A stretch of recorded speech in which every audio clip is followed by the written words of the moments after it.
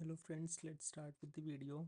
ये मेरे modern history के नोट्स हैं जो मैंने अपने 7 यूपीएससी अटेम्प्ट्स में यूज़ करे हैं। एंड हम एक तरह से मैराथन नहीं है ये, लेकिन हम मैराथन से ज़्यादा यूटिलाइज कर लेंगे इसको, क्योंकि हम इसमें केवल इम्पॉर्टेंट चीज़ें देखेंगे। तो वी विल हम स्क्रिबल करेंगे केवल इम्पॉर्टेंट चीज़ें। Okay, so let's start. सबसे पहले पोर्चुगीज़ आए थे इंडिया में, एंड मैं केवल इम्पॉर्टेंट चीज़ें बताऊंगा। फ्रांसिस्को डी अल्मेडे जो थे वो फर्स्ट पोर्चुगीज़ गवर्नर थे, और इनकी जो पॉलिसी थी वो ब्लू वाटर पॉलिसी थी। सेकंड अल्फोंसो एल्बुकर्क थे, इन्होंने ब्लू वाटर पॉलिसी को रिवर्स किया था। एंड बाकी इनके दो मेजर काम हैं। इन्होंने गोवा कॉन्कर किया था सुल्तान ऑफ बीजापुर से, और दूसरा सती अबॉलिश किया था। पूछा जाता है कहाँ के सुल्तान से, Bijapur. Then third Nuno da Cunha थे, इन्होंने हेडक्वार्टर शिफ्ट किया था, कोचिन से गोवा किया था, तो ये भी आप याद रखना। एंड मराठास ने सैलसिटे एंड बेसिन पोर्चुगीज से ही लिया था। ओके, डच का पहला फैक्ट्री मसूलीपट्टनम में था। बाकी एंड में हम पढ़ेंगे किस बार की पहली फैक्ट्री कहाँ पे थी। इंग्लिश में आप इनको ब्रिटिश को बॉम्बे जो है वो पोर्चुगीज़ ने दिया था, पूछा जाता है, मैरिज अलाइंस के बाद मिला था। गोल्डन फरमान सुल्तान ऑफ गोलकोंडा से रिलेटेड है, पूछा जाता है। 500 pagodas, pagodas means currency, duty free trade allow कर दिया था उनको। एंड 1717 में फारूक सियार वाले फरमान को मैग्ना कार्टा बोलते हैं। इसमें बंगाल में 3000 रुपये लेके ईयरली ड्यूटी फ्री कर दिया था, इन 3000 rupees. And Dastak transportation of goods के लिए इशू किए थे, सूरत में 10,000 रुपये लेके फ्री कर दिया था ट्रेड। एंड जो कंपनी कॉइन्स मिंट करेगी बॉम्बे वाली, उसमें तो वहाँ पे उसको उसकी currency throughout the Mughal empire होगी। Okay, just fine.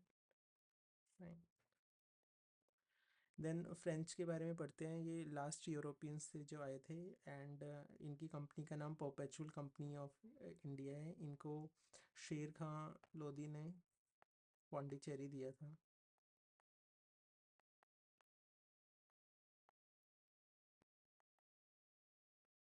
Okay, then Carnatic Wars देखते हैं। कार्नेटिक वॉर्स इनके फ्रेंच और इंग्लिश के बीच में होते हैं। पहले कार्नेटिक वॉर से रिलेटेड एक्सला चैपिले ट्रीटी है, एंड बैटल ऑफ सेंथोम ये अदियार रिवर पे होती है, तो बैटल ऑफ अदियार भी बोला जाता है।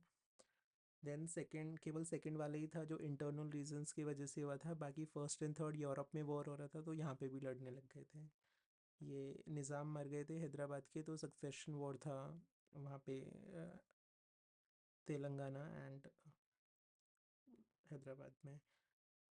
ओके, इसमें आर्कॉट एपिसोड है और बैटल ऑफ अंबर है, अर्नी बैटल भी है। एंड जो ट्रीटी होती है, treaty of Pondicherry,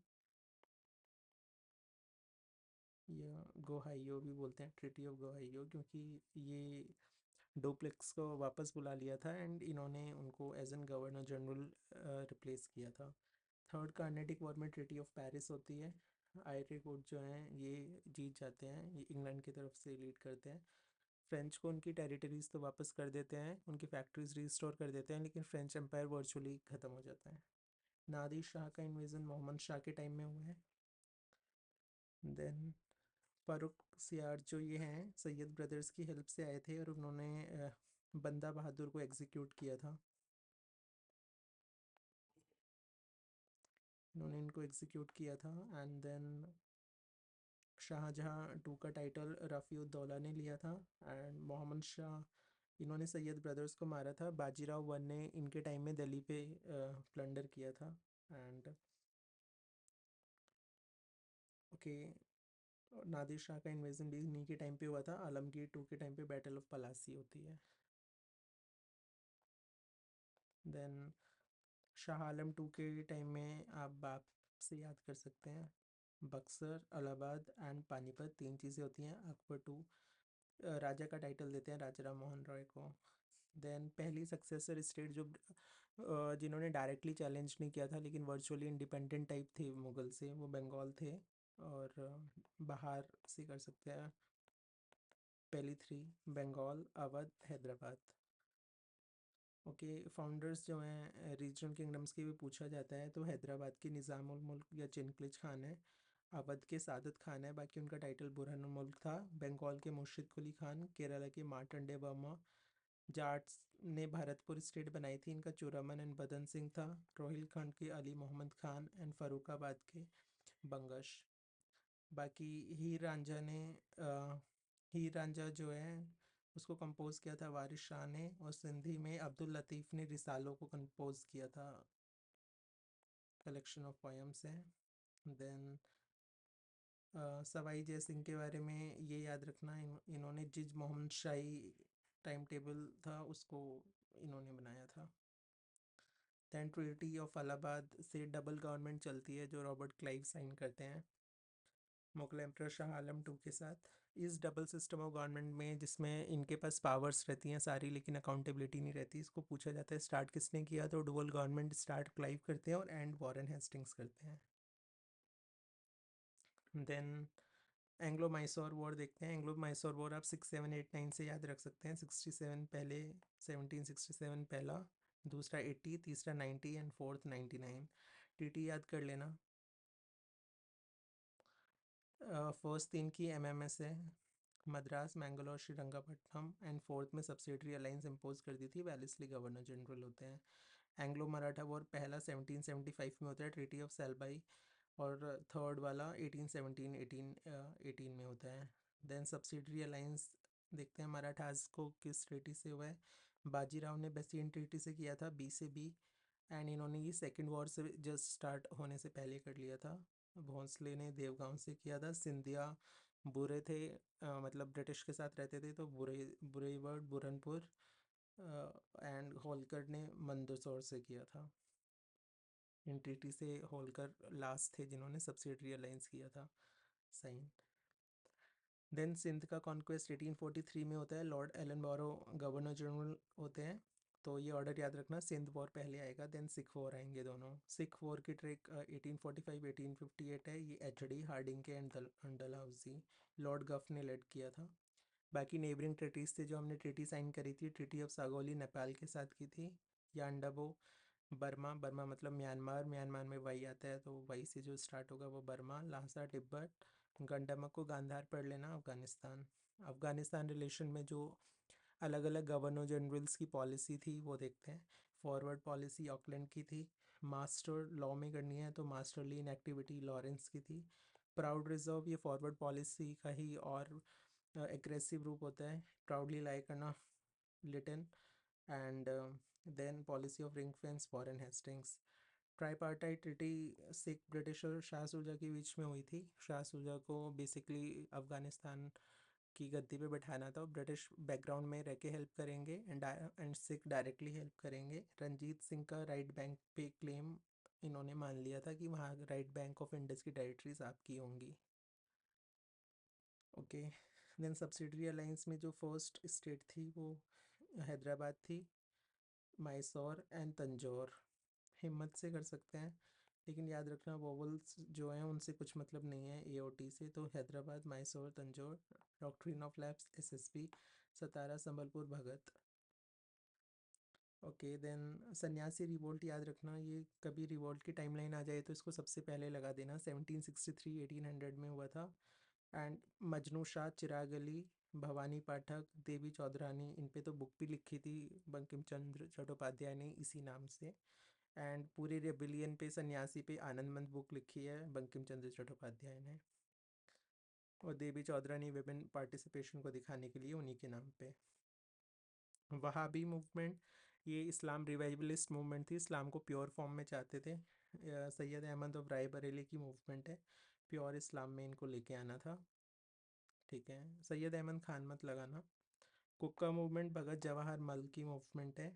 then peasant movement देखते हैं, नरकल बेरिया अपराइजिंग जो है वो निथिर अली या तीतू मीर ने की थी और हिंदू लैंडलॉर्ड्स थे उनके अगेंस्ट हुआ था।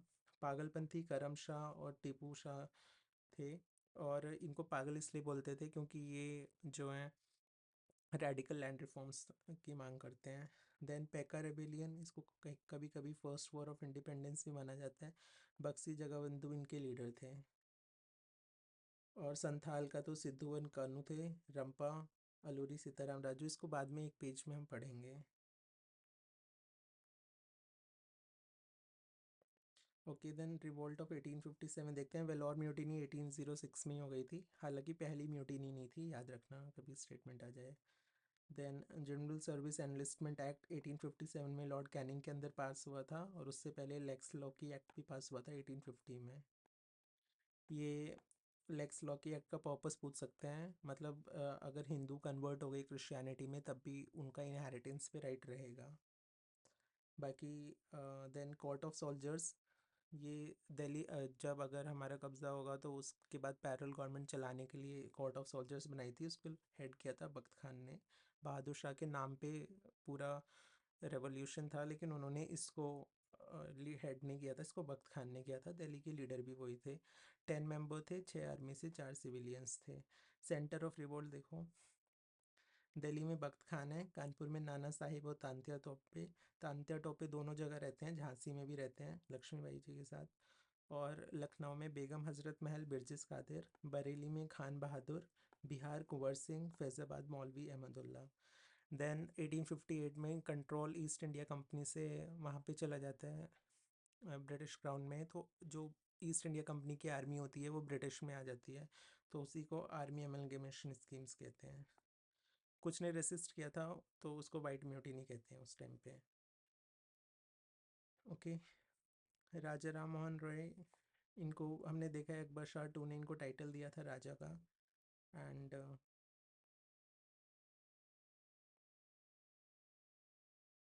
आत्मीय सभा 1814 में बनी थी, 1820 में परसेप्ट्स ऑफ जीसस बना था, इन्होंने पब्लिश की थी बुक। हिंदू कॉलेज फॉर्म करने में डेविड हैरे करते हैं 1817 में, उनको हेल्प करते हैं, अपना खुद का 1825 में वेदांता कॉलेज बनाते हैं। पब्लिक एजुटेशन का इनिशिएटर माना जाता है इनको पॉलिटिकल क्वेश्चंस पे। ब्राह्मो समाज के जो पहले सेक्रेटरी थे वो ताराचंद्र चक्रवर्ती थे। बाई इनकी सारी बहुत मॉडर्न व्यूज़ हैं, ठीक है, बस बस इन्होंने कर्मा और ट्रांसमाइग्रेशन और सॉल्व पे कोई स्टैंड नहीं लिया था, ये याद रखना। ओके, बाद में केशव चंद्र सेन और देवेंद्रनाथ टैगोर के बीच में डिफरेंसेस ऑफ व्यूज़ हो जाते हैं। केशव चंद्र सेन बहुत रेडिकल व्यूज़ देते हैं, तो इनका समाज बढ़ जाता है, इनका ब्रह्मो समाज ऑफ इंडिया कहलाता है।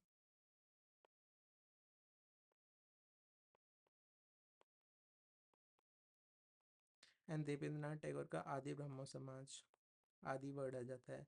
एंड देवेंद्रनाथ टैगोर का एक और ऑर्गेनाइजेशन है तत्व बोधिनी सभा।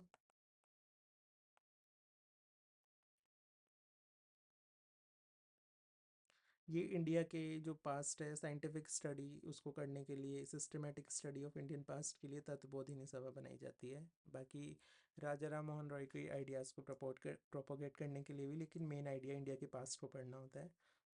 दयानंद सरस्वती 1875 बॉम्बे में बनाते हैं, सत्याग्रह प्रकाश इनका वो था। और ये क्लासलेस एंड कास्टलेस सोसाइटी चाहते हैं, हालांकि वर्णा सिस्टम को, चतुर्वर्णा जो ऑक्यूपेशन के बेस पे है उसको ही सपोर्ट करते हैं, ना कि कास्ट के बेस पे।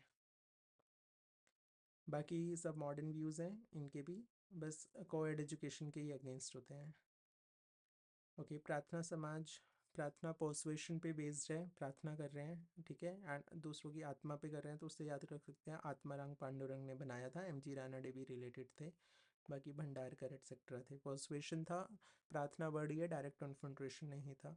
सत्य शोधक समाज, श्रुत सीकर सोसाइटी, ज्योतिबा फूले ने फाउंड किया था। एंड ये राम को सिंबल नहीं मानते थे, ये बाली को सिंबल मानते थे। एंड महात्मा का टाइटल इनको विठल राव कृष्णाजी वांडेकर ने दिया था, इंपॉर्टेंट है, पूछा जा सकता है।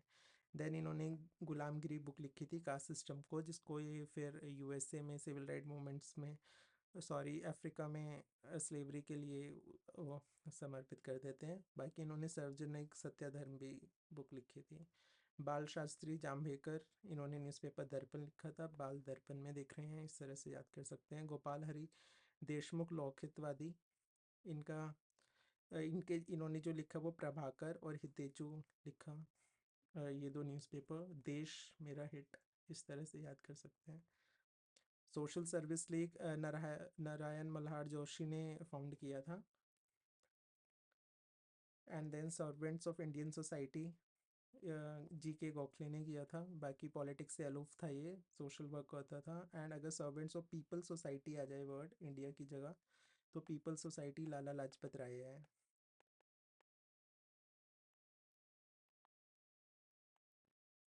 ओके, देन विवेकानंद जी ने अपना जो रामकृष्ण मिशन बनाया था उसका हेडक्वार्टर बेलूर कलकत्ता में था। सेवा सदन, सेवा करना है रहम करना है तो बहराम जी एम मालव, बे, बे रहम से याद कर लेना, रहम जैसा राइम हो रहा है, बेरहम जी मालावारी ने बनाया था इसको। देव समाज, हमारे देव शिव और नारायण है, Shiv Narayan Agnihotri, ideal social behaviour से रिलेटेड था। धर्म सभा ब्रह्मो सभा से रिलेटेड नाम है, सीधा उनका काउंटर करता था। इवन सती के भी अगेंस्ट था कि सती को अबॉलिश मत करो, राधाकांत देव ने इसको फाउंड किया था ब्रह्मो सभा के against. Okay, just a second.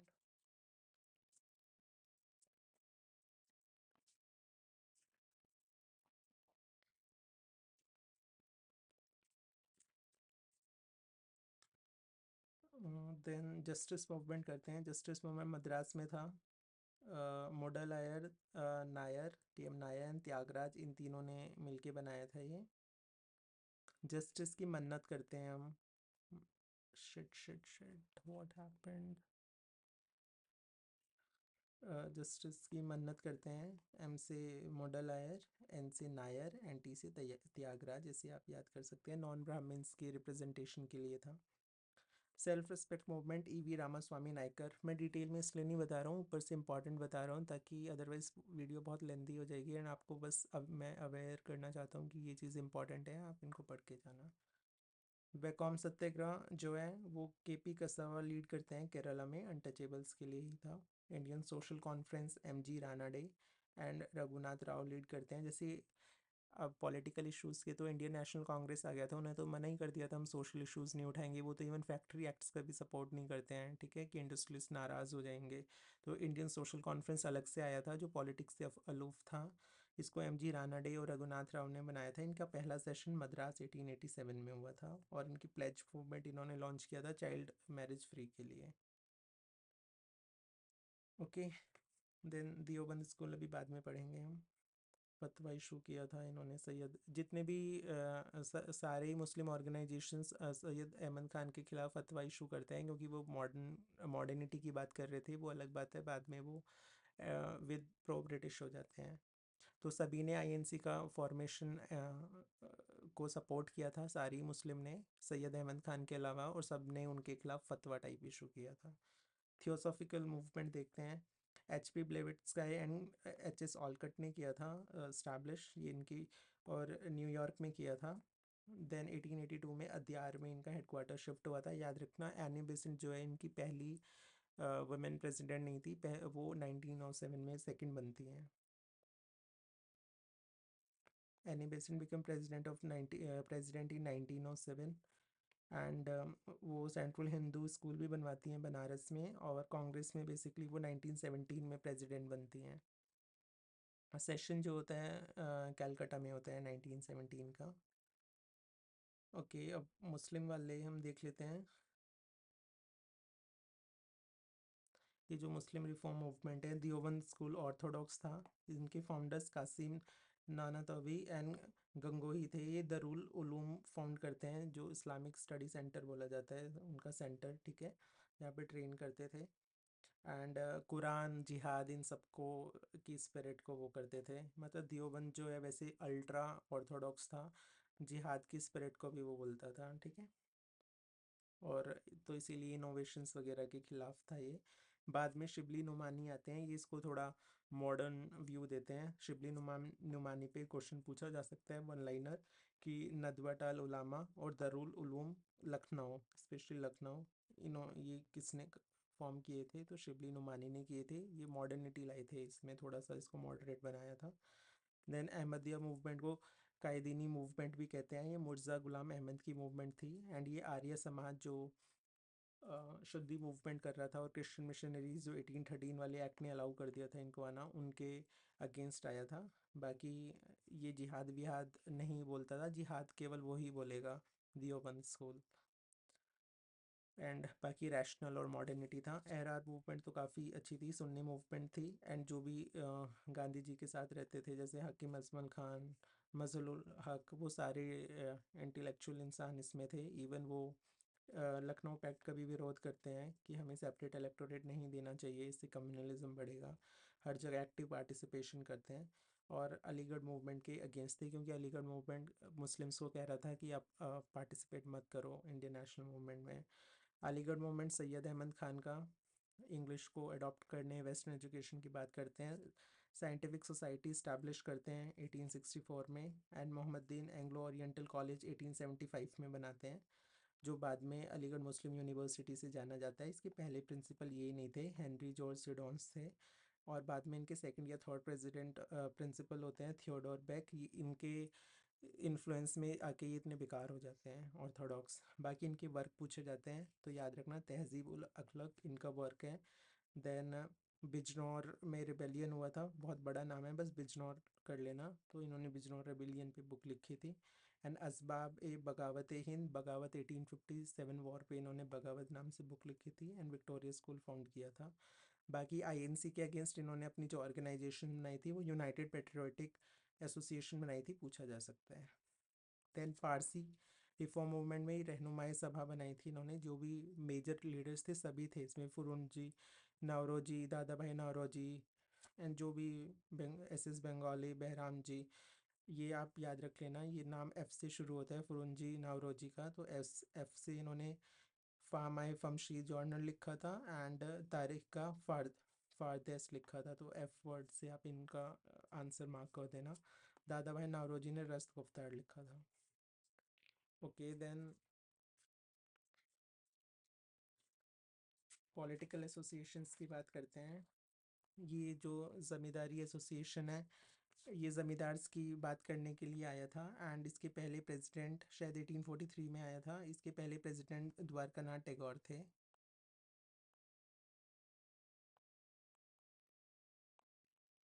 Then इसके साथ साथ बंगाल ब्रिटिश इंडियन सोसाइटी आई थी, जो सबकी बात करती थी। फिर बाद में इन दोनों ने मर्ज हो गए ये।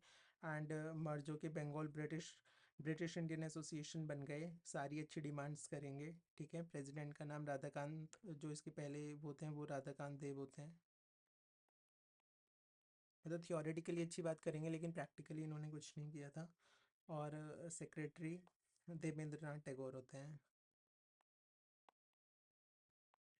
ऊपर द्वारका नाथ टैगोर है, यहाँ पे देवेंद्र नाथ टैगोर है। ईस्ट इंडिया एसोसिएशन जो है दादा भाई नौरोजी इंग्लैंड में बनाते हैं, वहाँ की पब्लिक को इन्फ्लुएंस करने के लिए, अच्छे लॉज के लिए।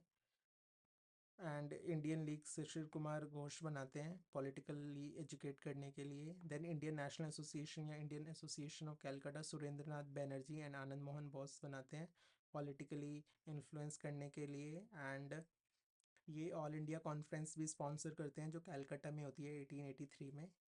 याद रखना, ऐसी दो कॉन्फ्रेंसेस होती हैं, बाद में 1886 में आईएनसी में मर्ज हो जाते हैं। बॉम्बे में पूना सार्वजनिक सभा एमजी रानाडे करते हैं। Bombay presidency association Tyabji, Firoz Shah Mehta and K T Telang से रिलेटेड है। मद्रास में मद्रास महाजन सभा वासु से आप याद कर सकते हैं। वी से वीरा राघवचार्य, एस यू से सुब्रमण्यम अय्यर और ए से आनंदाचार्य। 1836 में एक बंग भाषा परीक्षा सभा भी बनी थी। इसमें कई बार वो हमेशा ये क्वेश्चन पूछा जाता है कि ये राजा राम मोहन रॉय ने बनाई थी, लेकिन नहीं, उन्होंने नहीं बनाई थी, उनके एसोसिएट्स ने बनाई थी। ओके।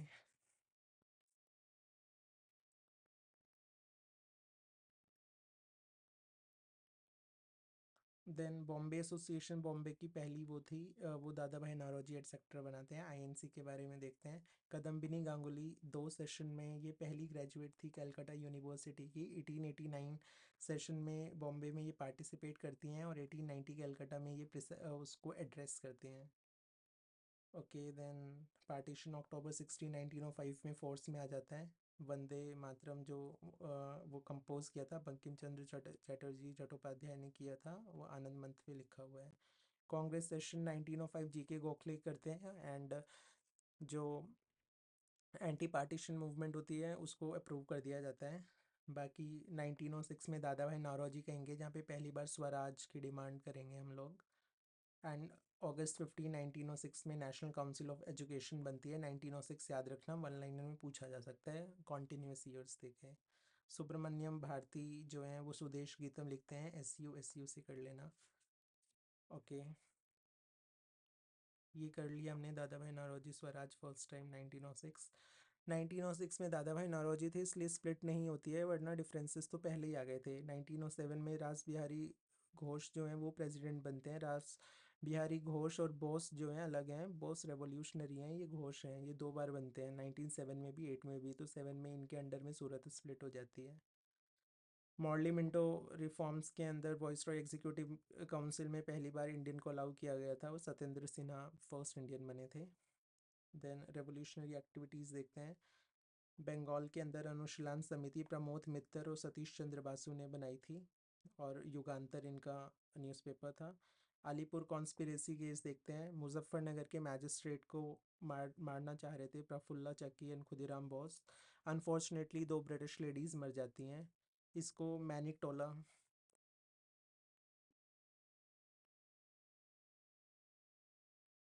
ओके, इसको मैनिक टोला और मुरारी पुकार कॉन्स्पिरेसी भी कहते हैं। इसमें बहुत सारे लोग फंस गए थे, लेकिन केवल एक ही प्रोमिनेंट इंसान बच पाए थे, औरोबिंदो घोष। उनको डिफेंड किया था चित्तरंजन दास ने। डिफेंड वाला क्वेश्चन पूछा ही जाता है, जैसे 2025 में पूछा गया चौरी चौरा वालों को किसने डिफेंड किया, मदन मोहन मालवीय। तो इसमें चित्तरंजन दास ने इनको डिफेंड किया था, औरोबिंदो घोष को। बाकी सबको फांसी हुई थी। एंड देन हार्डिंगे पे बॉम्ब रास बिहारी बोस फेंकते हैं, और सचिन सयाल। देन महाराष्ट्र में जैसे अब ट्रम्प एंड ये सब बोलते हैं हम आपके पावर प्लांट्स उड़ा देंगे एंड ये सब उड़ा देंगे, तो वही रामोसी पीजेंट फोर्स महाराष्ट्र के अंदर था। वासुदेव बलवंत कम्युनिकेशन लाइंस को डिस्टर्ब करके ब्रिटिश को हराना चाहते थे। मित्र मिला सावरकर और उनके भाई ने 1899 में बनाई, 1904 में अभिनव भारत बनाया।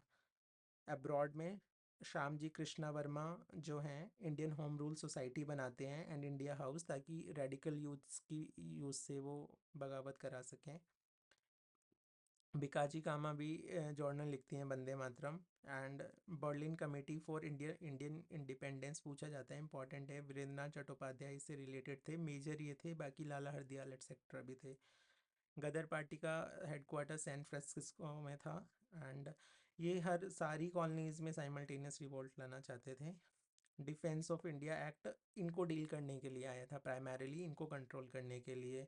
Sohan Singh and Lala Hardayal were cofounders of it. And then Swadesh Sevak home जो है वैनकॉर में बनता है, ये भी इम्पोर्टेंट है। एंड यूनाइटेड इंडिया हाउस जो है वो यूनाइटेड इंडिया हाउस सीटल में बनता है।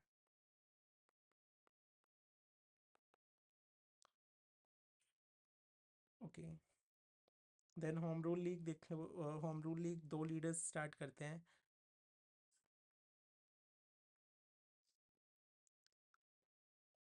तिलक एंड बेसन लीग। तिलक की लीग छोटी होती है, वो महाराष्ट्र एक्सक्लूडिंग बॉम्बे, बॉम्बे में नहीं होता है, ठीक है। Maharashtra, Karnataka, central province and Berar में होता है। एंड उसकी केवल 6 ही ब्रांचेस होती हैं, बाकी डिमांड वही होती है, लिंग्विस्टिक प्रोविंसेस, वर्नाकुलर एंड स्वराज्य।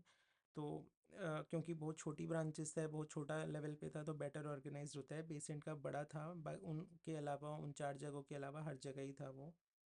एंड 200 ब्रांचेस थी, इसलिए अच्छे से ऑर्गेनाइज नहीं होता है। जॉर्ज अरुंडेले इनके ऑर्गेनाइजिंग सेक्रेटरी होते हैं। होम रूल मूवमेंट को सभी ने ज्वाइन किया था, चाहे नेहरू हो चाहे जिन्ना हो, बस एक पर्सनालिटी ने नहीं किया था, गांधी ने, क्योंकि हम जानते हैं उनका उन्होंने चंपारण ही उनका पहला मूवमेंट था, और उससे पहले बस उन्होंने बनारस हिंदू यूनिवर्सिटी में पहला उनका पब्लिक अपीयरेंस था।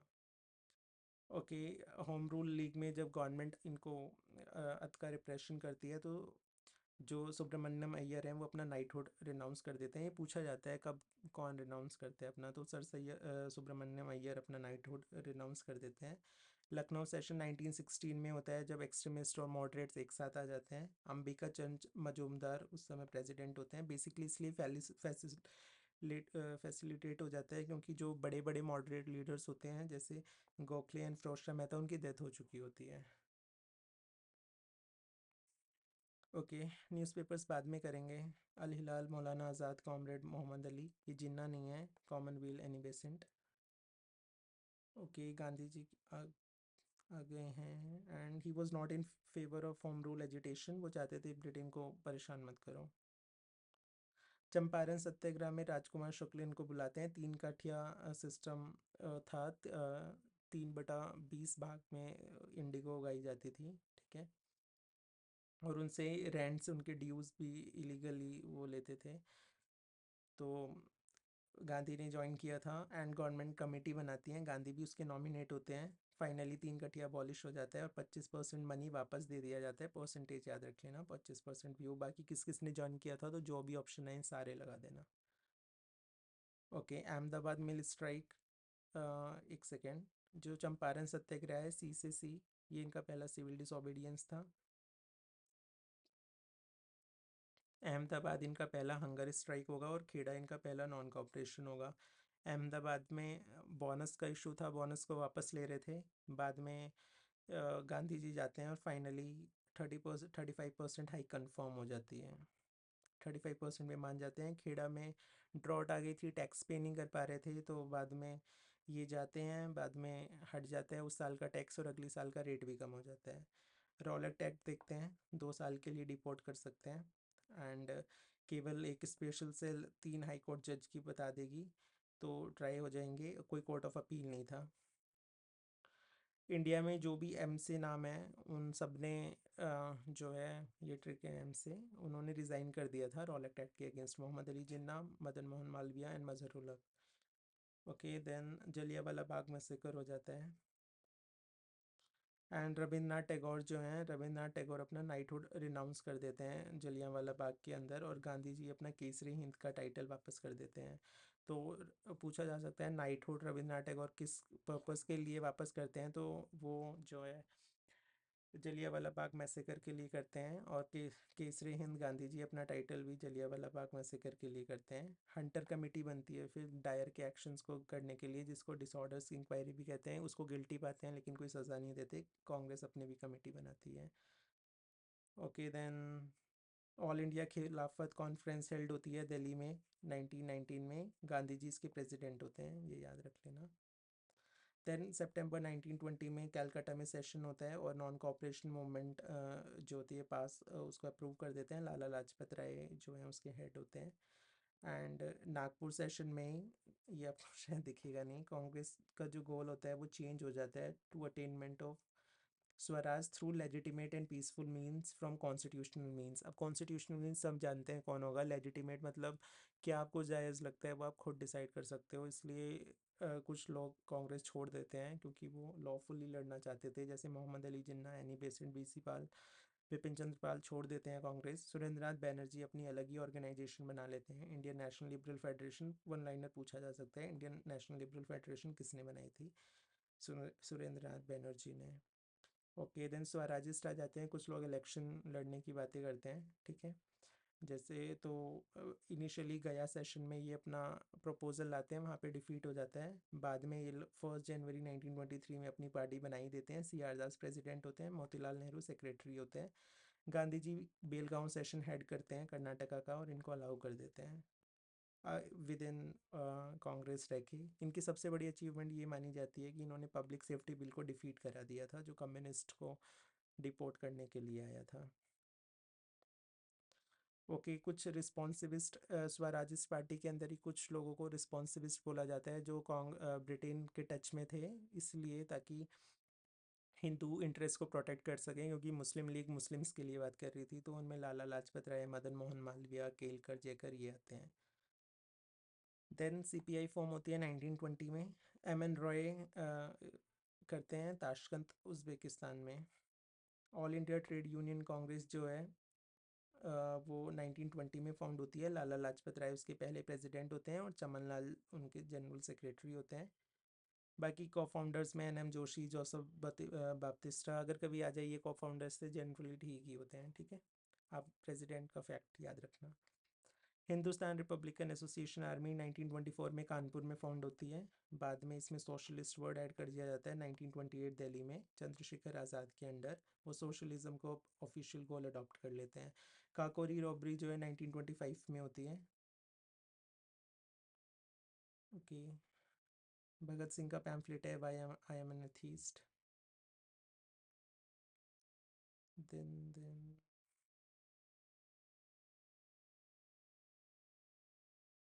बंगाल में चिट्टागोंग आर्मी रेड होती है, सूर्य सेन लीड करते हैं, बाकी कल्पना दत्त एंड प्रीतलता भी होती हैं। ठीक है, शांति घोष और सुनीति चंडेरी डीएम को शॉट डेड कर देते हैं और बीना दास गवर्नर पे फायर कर देती हैं।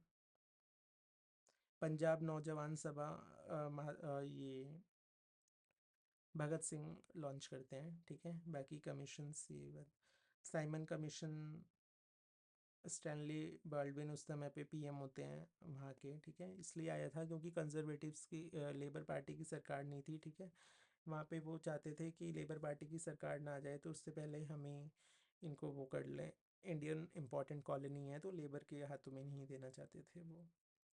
उस समय सेक्रेटरी ऑफ स्टेट लॉर्ड बिरकनहैंड होते हैं। ठीक है, वो इसको अपॉइंट कराते हैं और एक बिरकनहैंड चैलेंज भी है, वो चैलेंज करते हैं कि आप लोग अपना कॉन्स्टिट्यूशन खुद तो बना नहीं सकते हो। तो उसके रिस्पॉन्स में फिर हम नेहरू रिपोर्ट आती है 1928 as a response to Birkenhead challenge. Congress का सेशन होता है मद्रास में, एम ए अंसारी उनके प्रेसिडेंट होते हैं, बॉयकॉट करने की बात करते हैं साइमन कमीशन को हर स्टेज पे।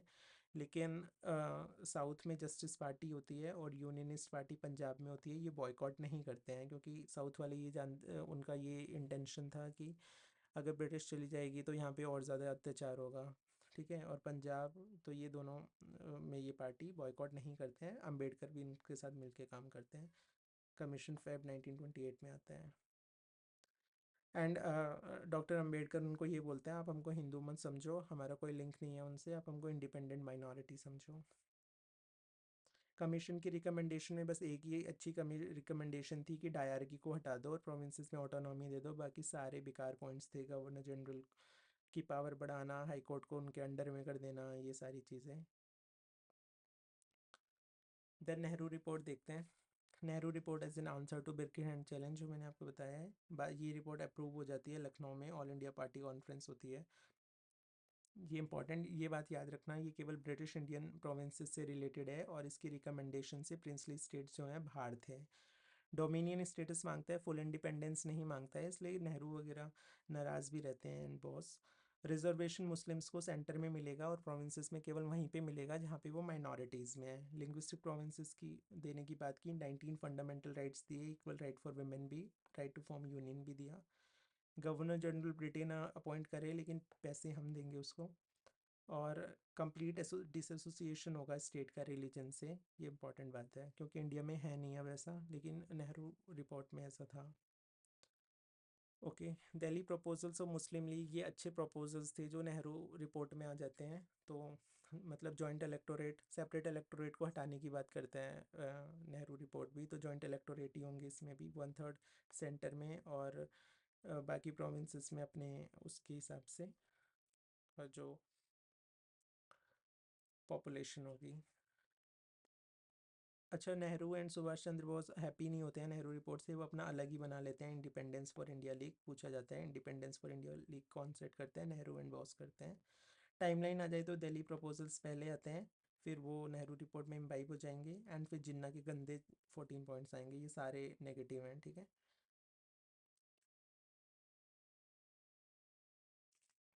Okay then Irwin declaration. Irwin ये कहते हैं कि हमें नेचुरली आपको डोमिनियन स्टेटस देना है लेकिन कब देंगे हमें नहीं पता। फिर इंडियन वाले दिल्ली मैनिफेस्टो निकालते हैं, मैनिफेस्टो में वो अपनी कंडीशंस रखते हैं, हमारी ये कंडीशंस पूरी करो तभी हम राउंड टेबल कॉन्फ्रेंस अटेंड करेंगे। वो नहीं पूरी करता है इसलिए कांग्रेस नहीं जाती है फर्स्ट राउंड टेबल कॉन्फ्रेंस में, वो सेकंड में जाती है, थर्ड में भी नहीं जाती है। कांग्रेस केवल थर्ड ही, सेकंड ही अटेंड करती है with Mahatma Gandhi as its sole member. Lahore session होता है, जवाहरलाल नेहरू प्रेसिडेंट होते हैं, राउंड टेबल कॉन्फ्रेंस का बॉयकॉट, सीडीएम का लॉन्च। फर्स्ट इंडिपेंडेंस डे 26 जनवरी को मनाया जाता है।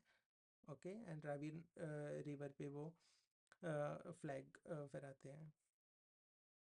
सिविल डिसोबीडियंस मूवमेंट में गांधी जी की 11 डिमांड्स हैं, सारी आप वहाँ पे देख लेना, बस ये याद रख लेना जिसमें फैक्ट्स हैं। आर्मी और सिविल सर्विस पे एक्सपेंडिचर 50% से कम करो, rupees Stirling ratio 1:4D, and जहाँ पे भी परसेंटेज आएगी 50, लैंड रेवेन्यू 50 से कम।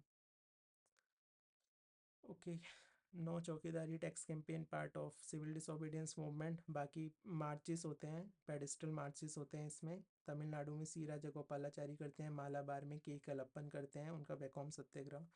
उड़ीसा में गोपाल बंधु करते हैं, धारासनी में गांधी जी होते हैं, फिर तैयाब जी आते हैं, फिर सरोजनी नायडू आते हैं और इमाम साहिब भी आ जाते हैं। नागालैंड में रानी गैदिनलो ये करती हैं। एंड पेशावर में खान अब्दुल गफ़र खान करते हैं, जिनको बादशाह खान या फ्रंटियर गांधी भी बोला जाता है। और इनकी जो मूवमेंट है उसको खुदाई खिदमतगार या रेड शर्ट मूवमेंट बोला जाता है। इनका जो मंथली है उसको पुख्तून बोला जाता है। Okay, then Gandhi Irwin pact है, सबसे फालतू का पैक्ट था। इसमें हर चीज़ में लिमिटेशन थी, हर किसी के आगे नोट लगा हुआ था, एब्सोल्यूट कुछ भी नहीं था। सबको छोड़ दो, जिन्होंने वायलेंस ना की हो फाइन वापस कर दो, जो कलेक्ट ना किया हो लैंड वापस कर दो, जो कॉन्फिस्केट ना की हो, एंड असॉल्ट केवल पर्सनल कंजप्शन के लिए दे दो। And right to peaceful picketing, peaceful जो सॉफ्ट वर्ड्स हैं। ओके, कराची सेशन होता है, सरदार वल्लभ भाई पटेल इसमें प्रेसिडेंट होते हैं। दिल्ली पैक्ट एंडोर्स किया जाता है, ये ऊपर वाला ही। And resolution on fundamental rights and national economic programme आता है, पूछा जाता है national economic programme and resolution on fundamental rights किस सेशन में आया, तो कराची सेशन में आया। देन राउंड टेबल कॉन्फ्रेंस, पहली को तो वॉइस एयरविन हेड करते हैं। सेकंड के टाइम में जो गवर्नर जनरल होते हैं, वॉइसरॉय होते हैं, वो वेलिंगटन होते हैं। आईएनसी की सोल मेंबर गांधी जी होते हैं। सरोजनी नायडू रिप्रेजेंट करती हैं, लेकिन वो वेमेन को करती हैं, आईएनसी को नहीं करती हैं। ठीक है, मैकडोनल्ड अनाउंसमेंट के साथ ये एंड होता है सेशन। दो मुस्लिम मेजॉरिटी प्रोविंसेस बना दिए जाते हैं, north western frontier province and Sindh. और इंडियन कंसल्टेटिव कमेटी एक बना दी जाती है। बाकी फिर थर्ड में ये वापस इसको अटेंड नहीं करते हैं, कम्युनल अवार्ड आ जाता है, थर्ड राउंड टेबल से पहले ही आ जाता है, सेकंड के बाद। ठीक है, मैकडोनल्ड ये इंडियन फ्रेंचाइजी कमेटी की रिकमेंडेशन पे आता है, जिसको लोथियन कमेटी भी बोलते हैं। तो लोथियन कमेटी पूछ सकते हैं कि किससे रिलेटेड थी, तो it was in franchise committee. इसमें सेपरेट इलेक्टोरेट काफ़ी लोगों को दे दिए थे, Muslims, European, Sikh, Indian Christians, Anglo Indians, depressed classes, इनको सेपरेट इलेक्टोरेट दे दिए थे। ठीक है, मतलब ओके, वुमेन और मराठास को भी दे दिए थे सेपरेट इलेक्टोरेट। ये सेपरेट इलेक्टोरेट यूरोपियंस और इनके लिए उन्होंने भी वो कर दिया था 1919 एक्ट में। तो कम्युनल अवार्ड में भी ये है। And north western frontier province के अलावा हर सारे प्रोविंसेस में वुमेन को 3% reservation. And Maratha depress classes को तो माइनॉरिटी मांगेंगे, वो तो आप सबको पता ही होगा। बॉम्बे में 7 सीट्स मराठास को दे दी थी, कांग्रेस ने ना एक्सेप्ट किया ना इसको रिजेक्ट किया। इंपॉर्टेंट बात है, रिजेक्ट भी नहीं किया था, कुछ नहीं बोले। वो पूना पैक्ट होता है अंबेडकर एंड गांधी जी के बीच में। ठीक है, गांधी जी के उसमें उनकी जगह मदन मोहन मालवीय साइन करते हैं इसको। जो डिप्रेस क्लासेस की सीट्स बढ़ा दी जाती हैं कि आप सेपरेट इलेक्टोरेट छोड़ दो, हम सीट बढ़ा रहे हैं, 71 से 147 हो जाती हैं प्रोविंशियल लेजिस्लेचर में, सेंट्रल में 18% हो जाती हैं। ओके, ये कुछ ऑर्गेनाइजेशंस हैं जिसमें भी शेड्यूल कास्ट वर्ड आएगा, अम्बेडकर लगा देना, क्योंकि schedule caste word Gandhi ji use नहीं करते थे, वो हरिजन यूज़ करेंगे। एंड अम्बेडकर की एक और ऑर्गेनाइजेशन का नाम था बहिष्कृत हितकर्णी सभा, जिसको इंग्लिश में डिप्रेस्ड क्लास वेलफेयर बोला जाता है। And then all India depressed class federation में एमसी राजा है। Gandhi ji all India anti untouchability league 1932 में करते हैं इस्टेब्लिश, एंड हरिजन सेवक संघ 1932 में। ओके, देन गांधी जी का रेजिग्नेशन आ जाता है 1934 में कि मैं कांग्रेस को अच्छे से सर्व करना चाहता हूँ, इसलिए मैं रिज़ाइन कर रहा हूँ।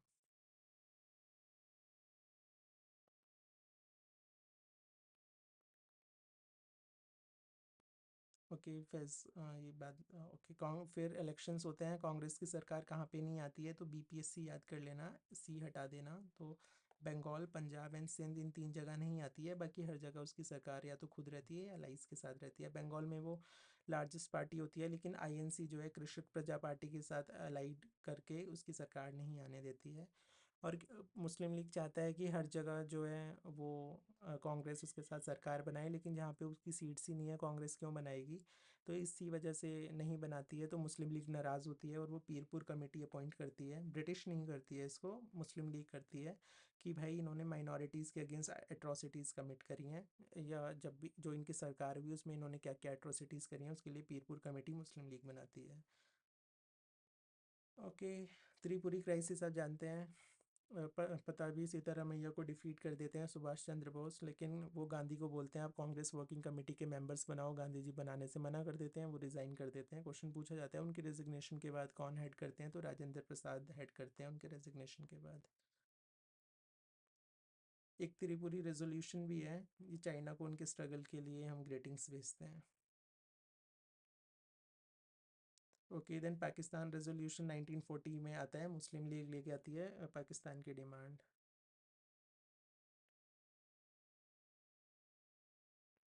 Just a second.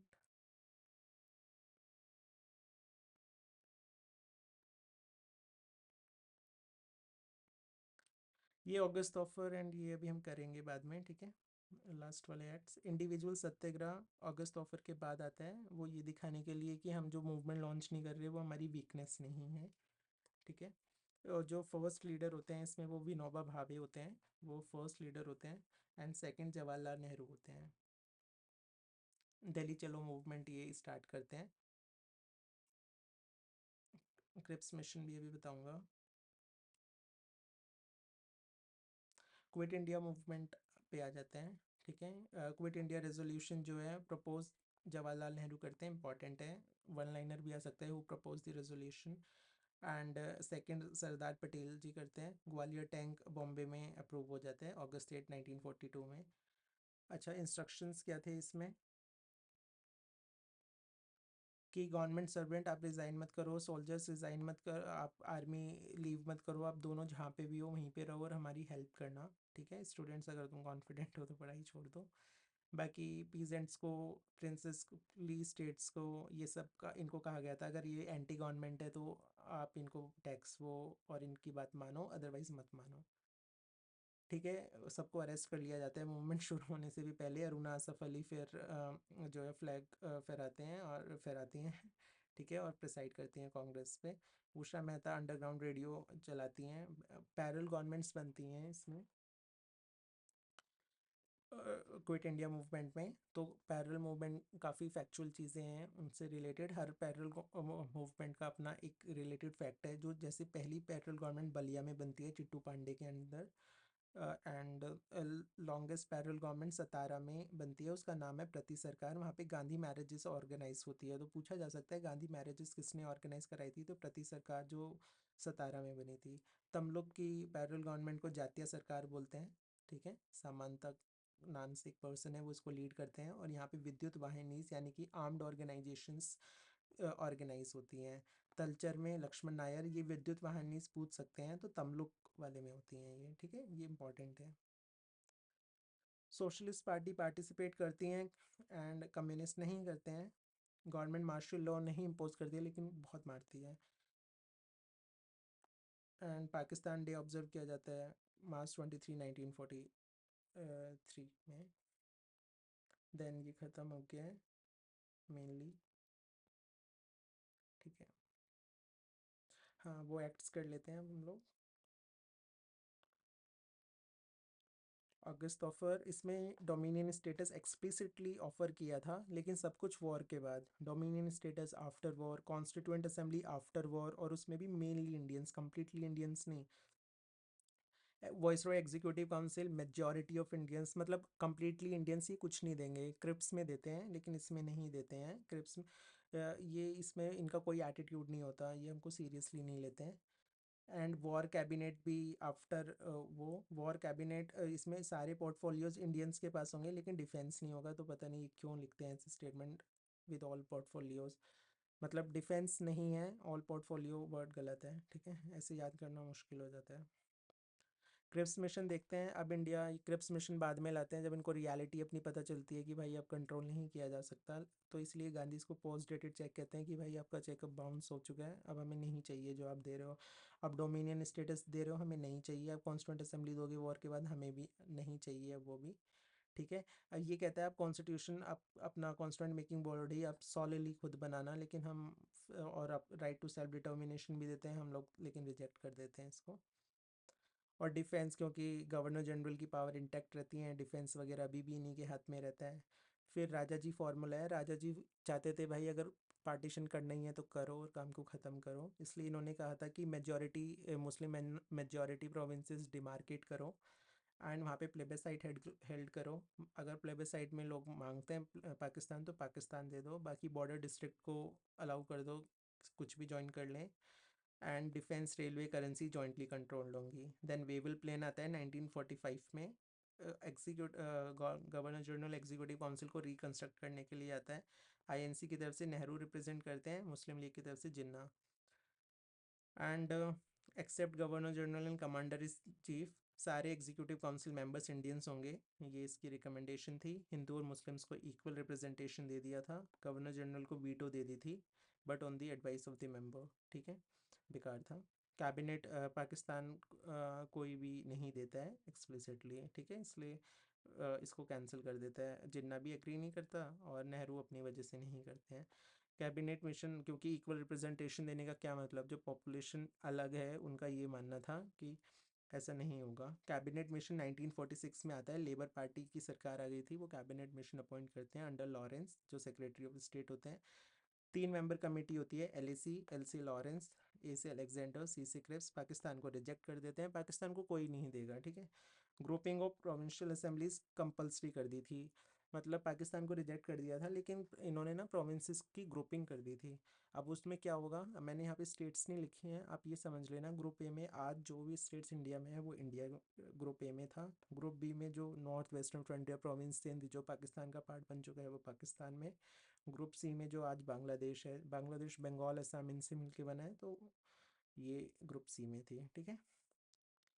Grouping compulsory थी लेकिन पहले जनरल इलेक्शन के बाद आप बाहर आ सकते हैं। कम्युनल क्वेश्चन पैरामाउंट सी लैप्स हो गई, कम्युनल क्वेश्चन जो है सिंपल मेजॉरिटी से डिसाइड हो जाएगा। एंड एब्सेंस प्रिंसली स्टेट्स के मेंबर तो नॉमिनेटेड ही होंगे। एंड ये लूज फेडरेशन था, इसमें टेसिडरी पावर प्रोविंसेस को दी गई थी, ठीक है, ये इंपॉर्टेंट है।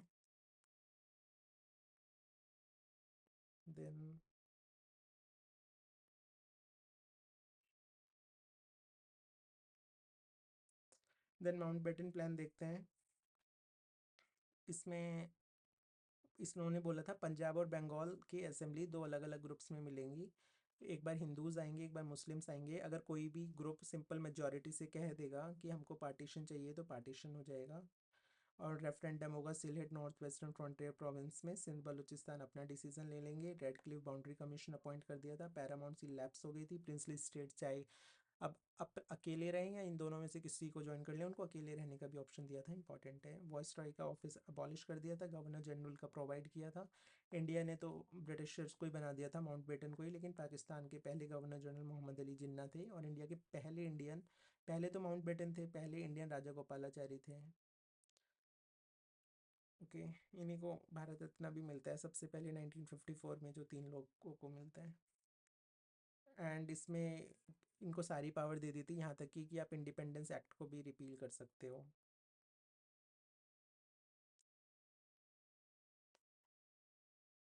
ओके देन बरदौली सत्याग्रह वल्लभ भाई पटेल ने लीड किया था, ठीक है। एंड इनमें इनको विमेन ने वहाँ की सरदार का टाइटल दिया था। इसमें ये याद रखना के एम मुंशी और लाला नारंगी ने रिज़ाइन कर दिया था इसके सपोर्ट में, बरदौली सत्याग्रह के, बॉम्बे लेजिस्लेटिव काउंसिल से।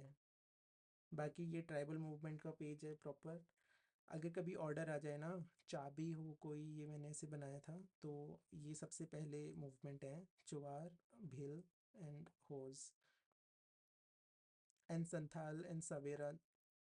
सवारा जो है ये 1857 से पहले होती हैं। कभी क्वेश्चन आ जाए इनमें से कौन सा ट्राइबल मूवमेंट जो है पहले हुआ था, पर आप ये ऑर्डर मत याद करना क्योंकि ये एक्सट्रीम क्वेश्चन है एंड ये चीज़ें एग्जाम में याद नहीं रहती हैं। बाकी इंपॉर्टेंट हम लोग करते हैं, ठीक है। कोल्स का रेबेलियन छोटा नागपुर एरिया में होता है, सिंहपोस का असम में होता है। संथाल्स का राजमहल हिल्स में होता है, ये जगह का नाम दमनाइको होता है जहाँ पे संथाल्स का होता है, ठीक है, दमनाइको। क्वेश्चन पूछा जा चुका है पहले यूपीएससी में दमनाइको पे।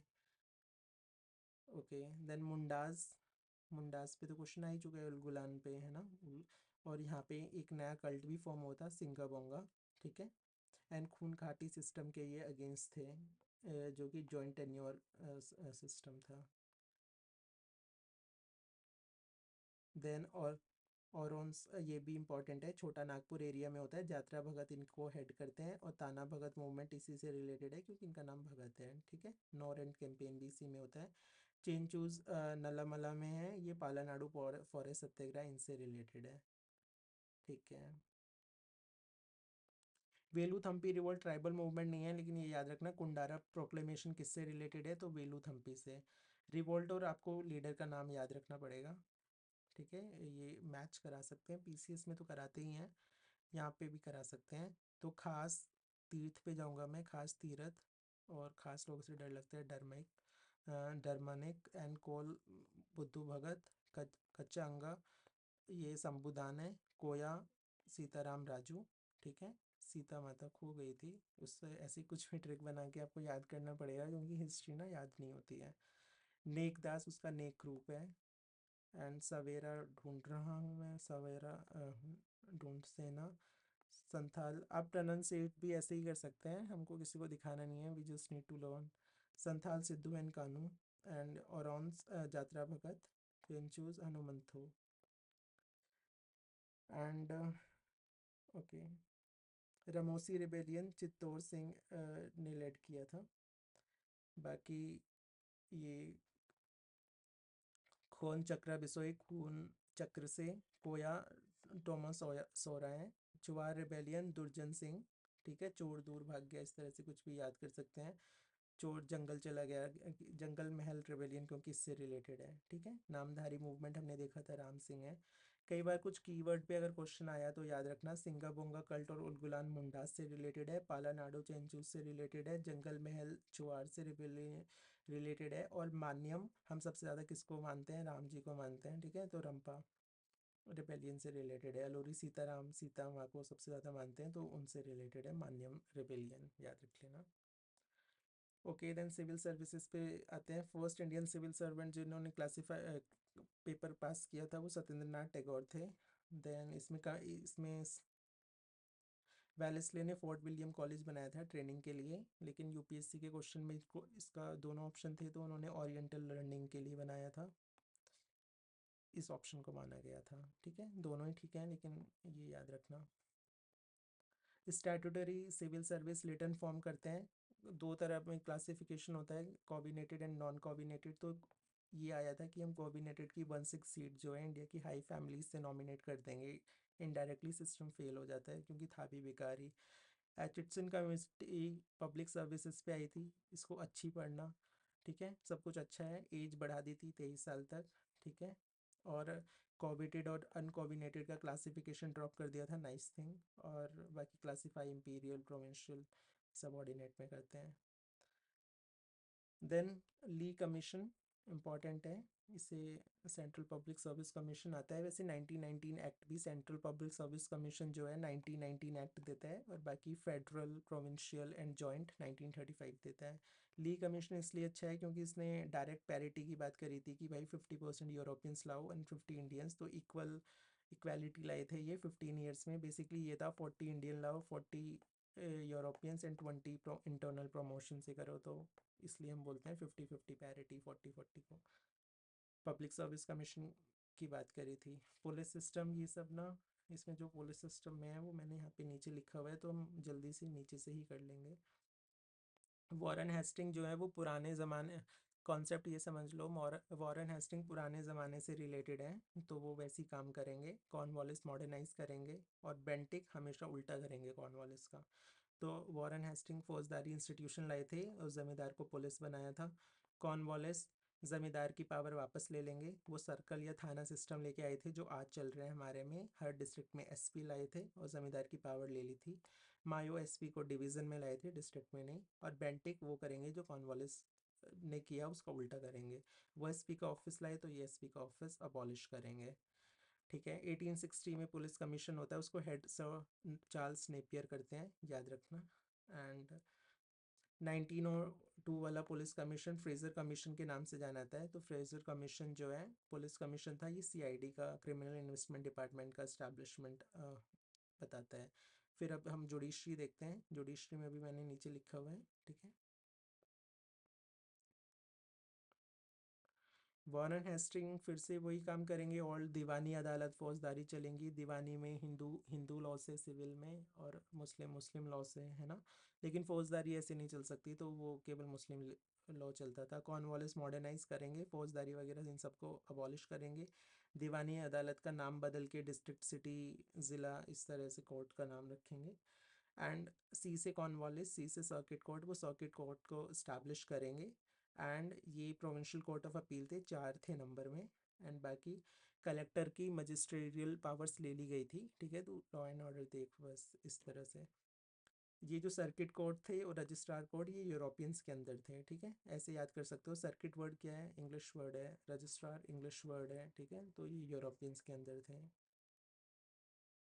और कॉर्नवालिस कोड जुडिशरी से रिलेटेड था, बहुत अच्छा कोड था। इवन यूरोपियंस को भी जुरिस्डिक्शन में ले आए थे, अब तक वो नहीं थे। ऑफिसर्स को अनस्टेबल बनाया था। जुडिशियल और रिवेन्यू फंक्शंस को अलग किया था।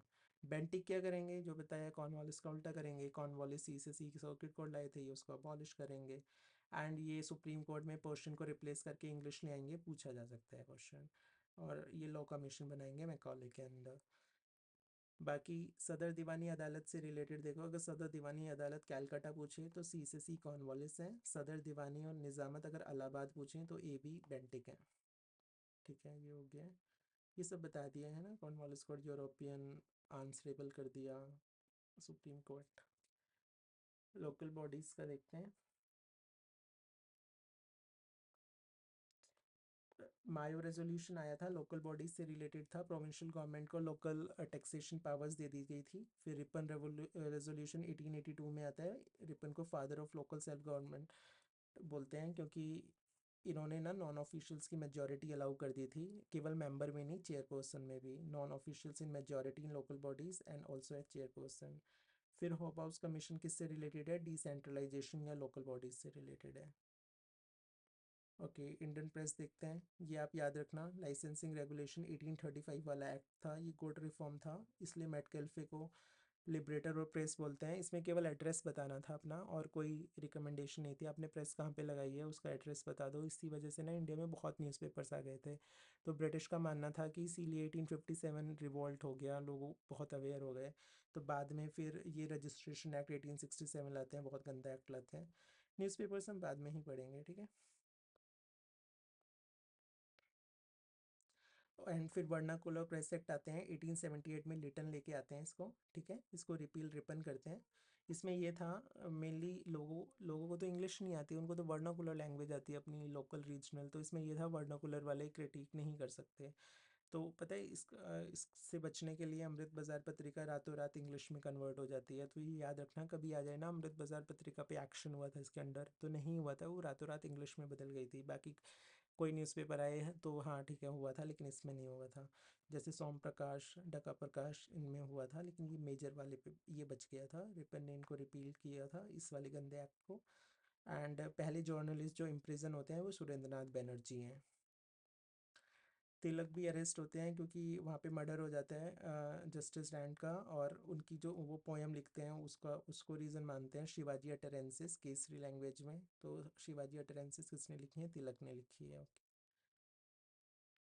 देन एजुकेशन देखते हैं। कैलकाटा मदरसा एम का उल्टा वॉरेन हेस्टिंग ने किया था मुस्लिम लॉ को पढ़ने के लिए। संस्कृत कॉलेज जोनाथन डंकन ने किया था, ठीक है, हिंदू लॉ को पढ़ने के लिए। क्योंकि ये तब लोग आए आए थे, है ना, 18 सेंचुरी की बात है। तो ये समझना चाहते थे भाई इनकी सोसाइटी कैसी है। फोर्ट विलियम कॉलेज बता ही दिया। Wellesley for training of civil servants in languages, है ना, वो जो ओरिएंटल वो बताया था, एंड कस्टम्स ऑफ इंडियंस। 1830 में चार्टर एक्ट 1 लाख रुपए दे देता है एजुकेशन के लिए। लॉर्ड मैकॉले मैन्यूट इसमें पता है ये बोलता है, हम बस वेस्टर्न एजुकेशन में पढ़ाएंगे, और एंग्लिसिस्ट मतलब इंग्लिश में पढ़ाएंगे, ये उनके फेवर में था, एंग्लिसिस्ट के। और दूसरे ओरिएंटलिस्ट होते हैं, ये एंग्लिसिस्ट हैं, ठीक है। एंग्लिसिस्ट, एंग्लो हम पढ़ते हैं ना, Anglo French, Anglo means English, तो इंग्लिश में पढ़ाएंगे और हम थोड़ों को ही पढ़ाएंगे, सबको नहीं पढ़ाएंगे। इसको डाउनवर्ड फिल्ट्रेशन थ्योरी बोलते हैं। मतलब हम कुछ लोगों को पढ़ाएंगे और वो लोग तुम लोगों को पढ़ा देंगे, हमारे पास ज़्यादा पैसा नहीं है, ठीक है। फिर थॉमसन होते हैं, ये अच्छे इंसान होते हैं, ठीक है। नॉर्थ वेस्टर्न फ्रंटियर प्रोविंस के लेफ्टिनेंट गवर्नर होते हैं। ये विलेज एजुकेशन लाते हैं वर्नाकुलर के बेस पे। वर्ड्स डिस्पैच कॉन्सेप्ट याद रखना, अच्छा लो है, सारी स्टेटमेंट अच्छी होंगी तो ठीक कर देना, ठीक है। डाउनवर्ड फिल्ट्रेशन थ्योरी गंदी होती है, हमेशा आपको सबको पढ़ाना चाहिए, कंपलसरी एजुकेशन टाइप, ये उस इसलिए उसको रेप्यूडिएट करना चाहिए, ये रेप्यूडिएट ही करता है। और ये वर्नाकुलर लैंग्वेजेस को पढ़ाने को बोलता है, ठीक है, छोटे लेवल पे, एंड केवल हायर लेवल पे ही ये इंग्लिश बोलते हैं, ठीक है। English for higher studies and vernacular at school level. पूरी हायरार्की बताते हैं ये सिस्टम की, कि वर्नाकुलर विलेज में पढ़ा हो, देन एंग्लो वर्नाकुलर दोनों लैंग्वेज में हाई स्कूल्स में, फिर कॉलेजेस का सिस्टम, सब कुछ बताते हैं ये। ग्रांट इन एड का सिस्टम भी देते हैं, कि ग्रांट्स देंगे कोई प्राइवेट लोग अपना इंस्टीट्यूशन खोलना चाहें तो, ठीक है। फीमेल और वोकेशनल एजुकेशन भी देते हैं, वही कॉन्सेप्ट है, अच्छा लो, अच्छी बात है। बेथून स्कूल, जेईडी बेथून जो है वो फॉर्म करते हैं, ईश्वरचंद्र विद्यासागर इसके सेक्रेटरी होते हैं, इसको कैलकाटा फीमेल स्कूल भी बोलते हैं, ओके। फिर जब क्राउन टेक ओवर कर लेता है तो कुछ कमीशंस आते हैं, जैसे हंटर कमीशंस आते हैं, प्राइमरी और सेकेंडरी एजुकेशन से रिलेटेड है, ये बोलता है प्राइमरी एजुकेशन वर्नाकुलर में होना चाहिए।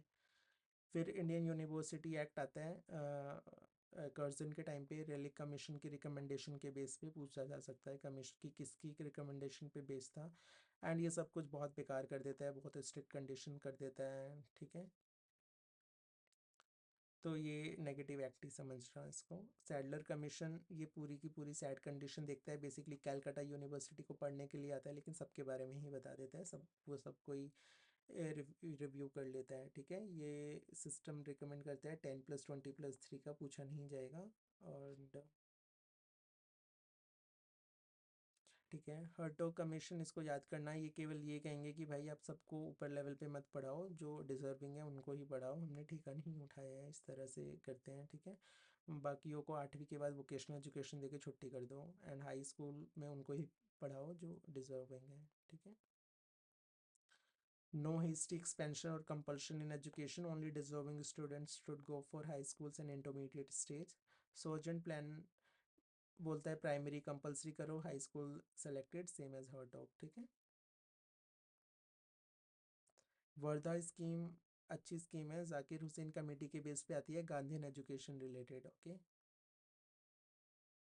कि इंग्लिश 8वीं के बाद ही हम पढ़ाएंगे, उससे पहले हिंदी। लॉर्ड डलहौजी जो है स्ट्रांगली वर्नाकुलर एजुकेशन को फेवर करते थे, which was a nice thing. और डलहौजी जो है एग्रीकल्चर कॉलेज बनाते हैं पूसा में।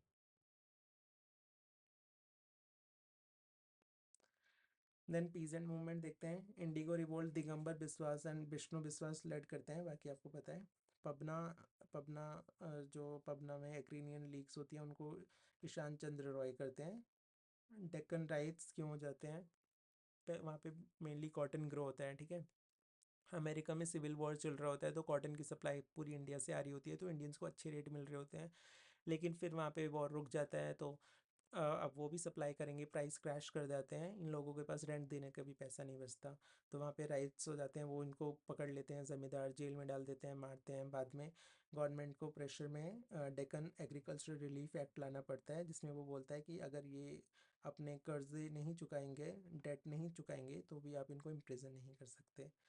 किसान सभा मूवमेंट देखते हैं, सबसे पहले यूपी में बनी थी किसान सभा 1980 में, गौरी शंकर एंड इंद्र नारायण के अंदर, ठीक है, शंकर नारायण से याद कर लेना, यूपी में। फिर अवध किसान सभा बनी थी 1920 में, बाबा रामचंद्र और जवाहरलाल नेहरू ने बनवाते हैं। एक का मूवमेंट यूपी में हुई थी इन 3 डिस्ट्रिक्ट में, हरदोई, बहराइच, सीतापुर। मदारी पासी कम्युनिटी से वो आता है इसका लीडरशिप। एंड ये बेसिकली हाई रेंट और एक्सप्लॉयटेशन इनके अगेंस्ट ही आता है, आप बस ये याद रखना कि यूनाइटेड प्रोविंसेस में हुई थी 1921 में। बाकी ये मान गए थे कि हम रिकॉर्डेड रेंट देंगे, टाइम पे देंगे, और फोर्स लेबर नहीं करेंगे, पंचायत के डिसीजन से अवॉइड करेंगे। मपिल्ला रिवॉल्ट, यहाँ पे मुस्लिम टेनेंट्स होते हैं और हिंदू लैंडलॉर्ड्स होते हैं, और जो वो लैंडलॉर्ड्स होते हैं उनको जन्मीस बोलते हैं। इसको एनिमी पढ़ लेना, लैंडलॉर्ड कभी ढंग के नहीं रहे हैं। और इन केरला में कर्षक संगम्स आए हैं जो पीजेंट ऑर्गेनाइजेशन है। बरदोली ये छोड़ो, बरदोली सत्याग्रह 1926, ठीक है, हमने पढ़ लिया वल्लभ भाई पटेल का। एंड के एम मुंशी लाला लालजी नारायण जी ने रिमूव कर दिया था। ऑल इंडिया किसान कांग्रेस जो है 1936 लखनऊ में फाउंड होती है। स्वामी शाहजानंद सरस्वती इसके प्रेसिडेंट होते हैं। एंड एन जी रंगा जो है जनरल सेक्रेटरी बनते हैं। इनका पीरियोडिकल न्यूज़पेपर टाइप आता है इंदुलाल याग्निक के नाम से। ऑल इंडिया किसान सभा एंड कांग्रेस जो है अपना सेशन हेल्ड करती हैं फैजपुर 1936 में, ठीक है। Okay, then Tebhaga movement. Tebhaga movement, यहाँ पे शेयर क्रॉपर्स का नाम बरगदार होता है, ठीक है। वहाँ पे ये बात थी कि हम 1/3 रेवेन्यू देंगे या 2/3। तेभागा मतलब 2/3 शेयर। तो ये कहते हैं कि 2/3 शेयर फ्लॉट कमीशन बनता है। फ्लॉट कमीशन तेभागा मूवमेंट के लिए बनता है 1946 में। ये रिकमेंडेशन शेयर क्रॉपर्स के उसमें बोलता है, वो बोलता है कि 2/3 आप अपने पास रखो और केवल 1/3 ही आप रेंट दोगे।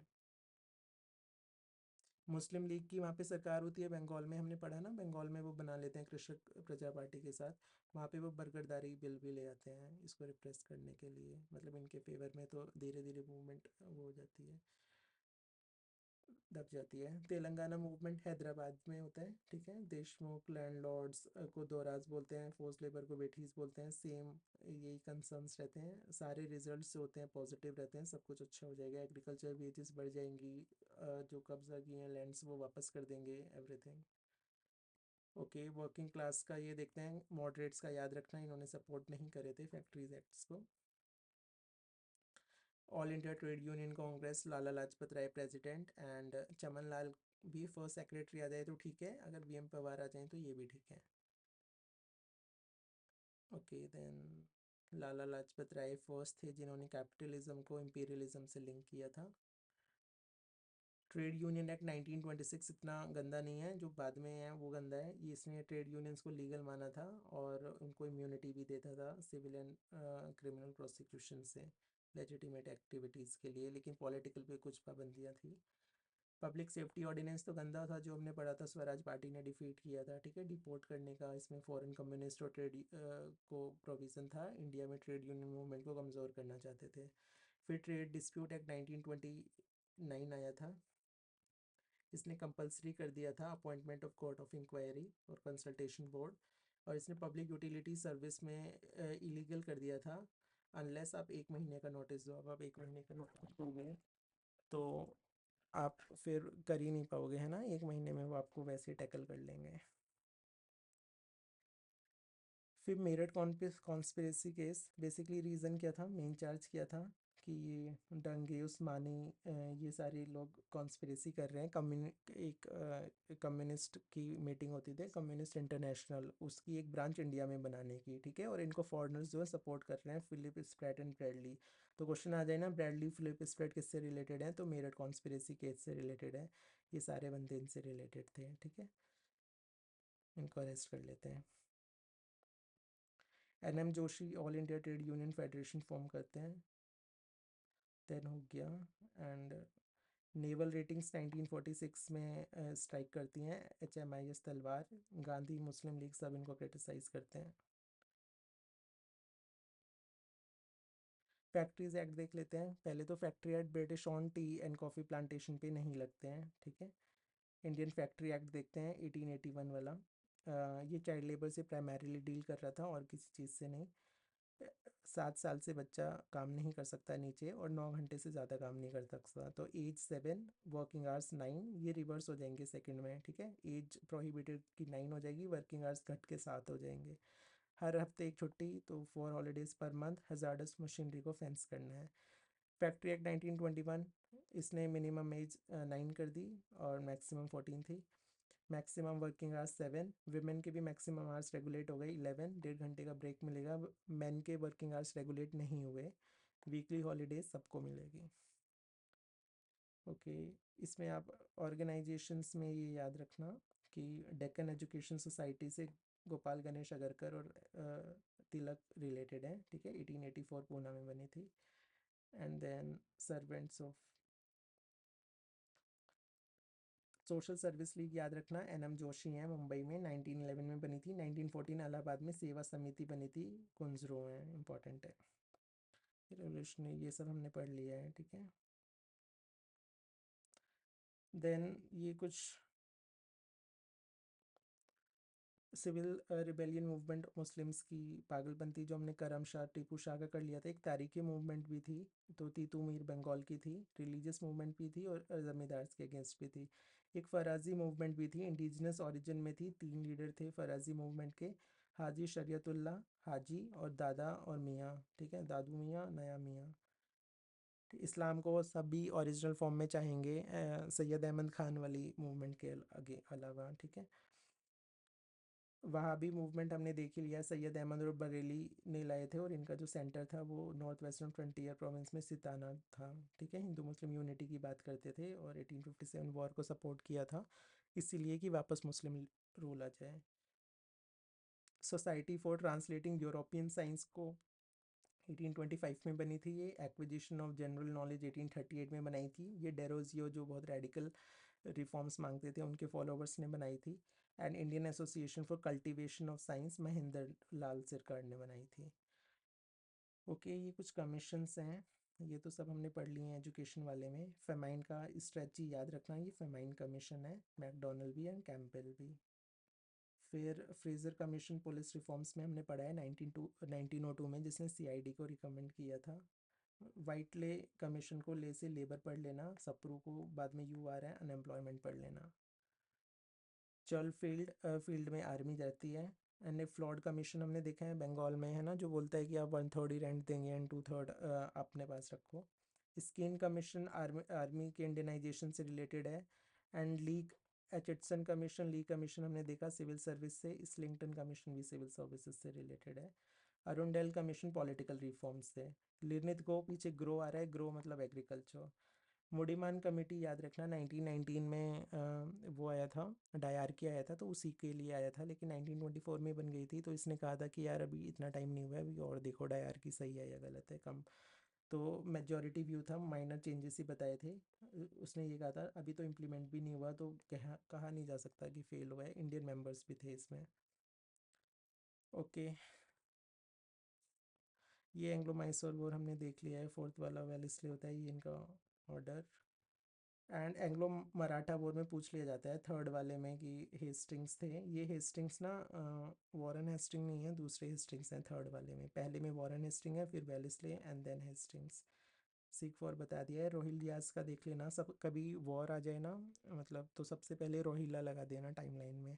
1773 में ही हो गया था वॉरेन हेस्टिंग के टाइम में पहला, अगला 10 साल 20 साल बाद जॉन शॉर के टाइम में। सिंध में एलन बोरो बता दिया है। एंड देन ये ये 3 चीज़ें, 4 चीज़ें स्वदेशी मूवमेंट के टाइम में होती हैं। आचार्य पांचों, अश्वनी कुमार बनर्जी जो हैं वो इंडियन मिल एंड यूनियन बनाते हैं बच बच में। बॉम्बे मिल एंड यूनियन लोखंडे बनाते हैं। आचार्य पीसी रॉय सी से केमिकल फैक्ट्री बनाते हैं। और ये छोड़ो, चिदम्बरम पिल्लाई जो हैं वो स्वदेशी स्टीम नेविगेशन कंपनी बनाते हैं, ठीक है, स्वदेशी स्टीम नेविगेशन कंपनी। यूरोपियंस ने भी कांग्रेस को हेड किया था। तो जॉर्ज यूले ने इलाहाबाद सेशन किया था 1888 का। वेडरबर्न 2 बार आते हैं, ए बी, बॉम्बे में और इलाहाबाद में, 1889 1910। वेब, डब्ल्यू का उल्टा एम, मद्रास में आते हैं। Kolkata Henry Cotton C, Bombay. Annie Besant A B C से कर लेना, कलकत्ता में है, ए बी एंड सी 1917। नीली सेन गुप्ता, कलकत्ता 1933। ओके, न्यूज़पेपर देखते हैं। कॉमरेड मौलाना मोहम्मद अली का है, जिन्ना का नहीं है। Leader Madan Mohan Malviya. And modern review Ramananda Chatterjee. Golden threshold Sarojini Naidu. Gita Rahasya Rahasya B G Tilak. And then Satya Prakash कर सोमदास मुखर्जी, इंपॉर्टेंट है। Arctic home of the Vedas B J Tilak, काफ़ी कॉमन है, पता होगा आपको। सोम प्रकाश ईश्वर चंद्र विद्यासागर। इंडिपेंडेंट मोतीलाल नेहरू। मूक नायक, इंपॉर्टेंट है, बी आर अम्बेडकर का। India divided, Rajendra Prasad. बाकी इम्पोर्टेंट नहीं है। हाँ, अल हिलाल इम्पोर्टेंट है, मौलाना अबुल कलाम आज़ाद का, और इन्होंने इंडिया मीन्स फ्रीडम भी लिखी थी। यूरोपियंस का सीक्वेंस क्या था? पहले पोर्चुगीज़ आते हैं, फिर डच, फिर इंग्लिश, फिर डैनिश, फिर फ्रेंच। इनकी पहली फैक्ट्री कहाँ पे है? पोर्चुगीज़ की कैलिकट में थी, ठीक है, प्रियंका चोपड़ा इस तरह से कर सकते हैं। डच की डीएम मसूलीपट्टनम में, इंग्लिश की भी मसूलीपट्टनम में होती है, डैनिश की ट्रैंक्विबार तमिलनाडु में, एंड फ्रेंच की सूरत गुजरात में। बी आर अम्बेडकर ने कौन सी ऑर्गेनाइजेशन कब बनाई? बहिष्कृत हितकर्णी सभा 1924 में बनाई इन्होंने, ठीक है, एंड समाज समता संघ 1926 में बनाया। इनका ऑर्डर BSD के से आप कर सकते हैं, BSDL से, तो कुछ भी करके याद कर लेना, अगर वैसे ऑर्डर पूछा नहीं जाता है। बहिष्कृत हितकर्णी सभा 1924 में बनाई, समाज समानता संघ 1926 में बनाई, all India depressed classes federation 1930 में बनाई, इंडिपेंडेंट लेबर पार्टी से BR अम्बेडकर रिलेटेड है, 1936 में आई है, शेड्यूल कास्ट वर्ड इन्हीं का है 1942 में। बाकी इन्होंने थॉट्स ऑन पाकिस्तान इनका वर्क है, एनिलिएशन ऑफ कास्ट सब जानते हैं, इन्हीं ने लिखा है, कास्ट को एनिलिएट यही करना चाहते थे, एंड हु वर शूद्रास भी। ओके, ख़त्म हो गया है हमारा, थैंक यू वेरी मच।